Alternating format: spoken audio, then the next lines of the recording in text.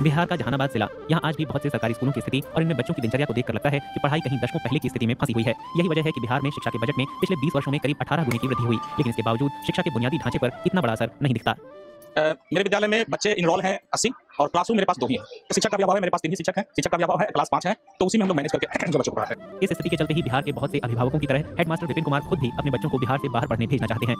हम भी है तो हम भी चाहते हैं कि अपना मेरा बच्चा जो है वहाँ जाए और वहाँ माहौल अच्छा मिलता है, शिक्षक अच्छे मिलते हैं। जहानाबाद के मखदमपुर सरकारी कन्या मध्य विद्यालय में हालात थोड़े बेहतर दिखते हैं। यहाँ कक्षा पहली से 8वीं तक की छात्राएं पढ़ती हैं। यहाँ शौचालय है, मिड डे मील की व्यवस्था है, हर कक्षा के लिए अलग कमरा और पर्याप्त शिक्षक हैं। हालांकि स्कूल के अंदर एक अलग ही समस्या से सामना होता है। इसकी पहली मंजिल के एक कमरे में एक अन्य स्कूल सरेन मठ प्राथमिक विद्यालय के बच्चे पढ़ाई कर रहे हैं। इस एक कमरे में पहली से 5वीं तक के सभी बच्चे अपनी कक्षा के अनुसार पंक्तियों में बैठते हैं। हिंदी शिक्षिका मीना कुमारी हर बच्चे की सीट पर जाकर पढ़ाती हैं, क्योंकि ब्लैक बोर्ड नहीं है।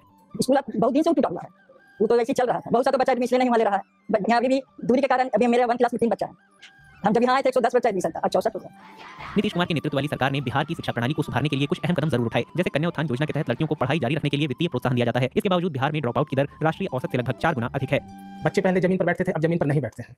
इंफ्रास्ट्रक्चर में पानी, बिजली की सब सारी सुविधाएं, स्मार्ट क्लासेस, ये सारा सुविधा अब विद्यालय में है। हालांकि प्रारंभिक शिक्षा में बच्चों को बनाए रखने के लिए बिहार सरकार की पहल कुछ हद तक सफल रही है।